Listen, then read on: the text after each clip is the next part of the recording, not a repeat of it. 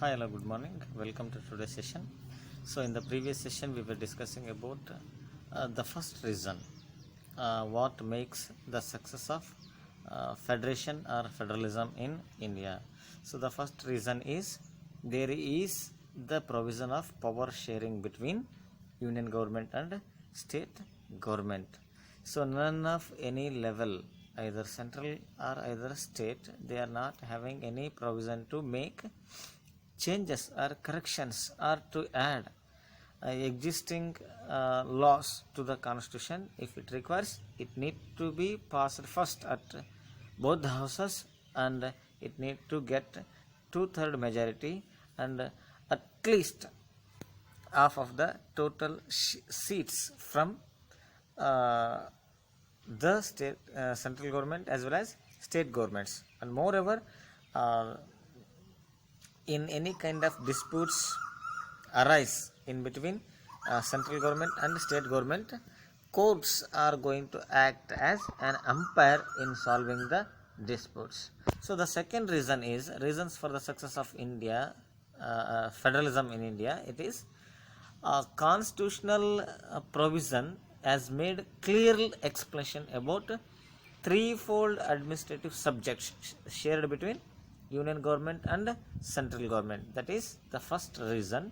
Then in India there is the system of democratic politics or democratic form of government makes people to take part and participation in all the levels and all the stages of administration. And the states are mainly formed based on linguistic philosophy or linguistic principle. Linguistic means the language spoken by the people in one particular region. For example, the people staying or living in Kerala, their language of communication is Malayalam. Then the language spoken by the people in Gujarat, it is Gujarati. Then the people of Karnataka, they prefer to speak and communicate with Kannada as their regional language. So like this, different states in India are mainly created on linguistic basis or linguistic philosophy.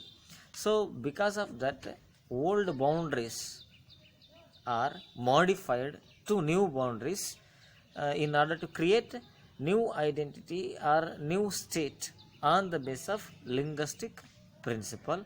So this made possible for people to live in one particular region or one particular state and to communicate or to take part and participation in the regional administration with the help of regional language which is spoken and which is easy for understanding by all the people of the same region.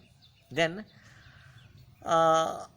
there is a restricted relationships between center and states in certain matters. So both center and states, they are having their own jurisdictions, even though there is certain administrative subjects which makes restrictions between center and states. Then language policy of India. So our constitution did not give any particular language as national language, or our nation itself is not identified to communicate or to accept or to adopt any particular language as national language or official language or language of communication. So the formation of linguistic states in India made possible for different states to witness unity. So this unity among the different people living in different states made possible efforts to make adaptation or establishment of proper administrative means and measures in easier or in it made easy.